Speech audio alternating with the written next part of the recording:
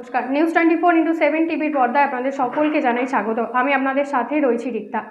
সাত সকালে বিধ্বংসী আগুনের ঘটনাটি ঘটে হুগলি জেলার ডানকুনিতে। কালো ধোঁয়া ছড়িয়ে পড়ে আকাশে। সূত্রের মারফত জানা যায় যে ডানকুনি মোল্লব এলাকায় ভোর 5টা নাগাদ একটি ওষুধের গোডাউনে আগুনটি লাগে। পুড়ে ছাই হয়ে যায় ওষুধ সহ বিভিন্ন সরঞ্জাম। ঘটনায় খবর পেয়ে উপস্থিত হয় দমকলের 10টি ইঞ্জিন।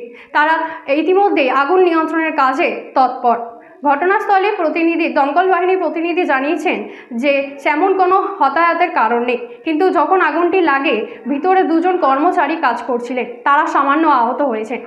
দমকল আধিকারিক জানিয়েছেন যে আগুনটি শর্ট সার্কিটের ফলেই লেগেছে। এটা মেডিসিন গোডাউন, মেডিসিন পুরোটাই মেডিসিন। মানে কি মেডিসিন স্টক করতে স্টক কি আমরা কোম্পানি থেকে মাল আসে, আমরা স্টকেতে ডেলিভারি করি। মানে কী ধরনের ওষুধ থাকে?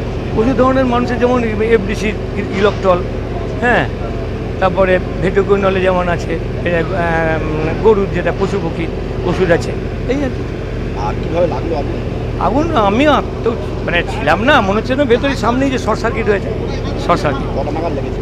5:50। দমকলে কটা ইঞ্জিন এসে? দমকলে 10টা, পরিষ্কার একবারে 10টা। হ্যাঁ, এই তো সেন্ট্রাল এভিনিউ থেকে যে রাস্তা গাড়িটা ঢুকলো সেটা সেন্ট্রাল এভিনিউ থেকে। মানে পুরো লাগাতার কাজ করে যাচ্ছে, আগুন এখনো নেমেনি তো? আগুন মানে আর এই মাঝে শেষ হয়ে গেছে। বিস্ফোরণের যে শব্দ ছিল কি? ওটা আমার শিশির, ভেটেরিনারি যে শিশির থাকে না, ওই শিশির।